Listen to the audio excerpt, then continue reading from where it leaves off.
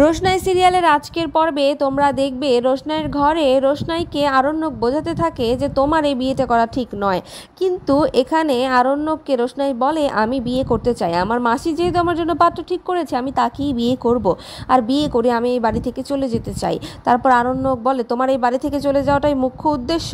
তখন রোশনাই বলে হ্যাঁ, এই বাড়ি থেকে আমি যে পরিমাণ অন্যায় এবং অত্যাচার সহ্য করি তার থেকে তো ভালো আমি অন্য কাউকে বিয়ে করে অন্য কোথাও চলে যাব, আর আমি হাঁপ ছেড়ে বাঁচবো। তারপর আরণ্যক বলে তোমার কেন মনে হয় যে তুমি বিয়ে করে যেখানে যাবে সেটা তো তোমার জন্য স্বর্গ হয়ে যাবে।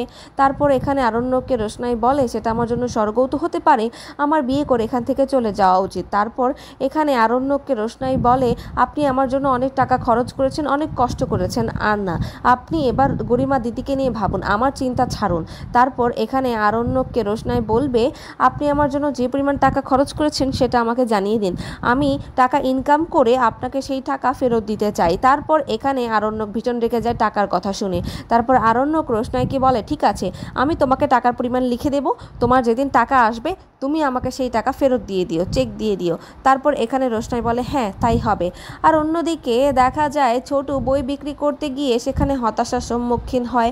আর তারপর জাহ্নবী এখানে রোশনাইকে এসে কিছু কটু কথা শোনাতে চায়। তারপর জাহ্নবী আসলে এটা টেস্ট করতে চায় যে রোশনাইয়ের কিছু মনে আছে কিনা, গত দিনের ঘটনা কিভাবে জাহ্নবী তাকে ঠান্ডাই খাইয়েছিল সেই কথা রোশনাইয়ের মনে আছে কিনা সেটা সে পরীক্ষা করতেই এখানে আসে।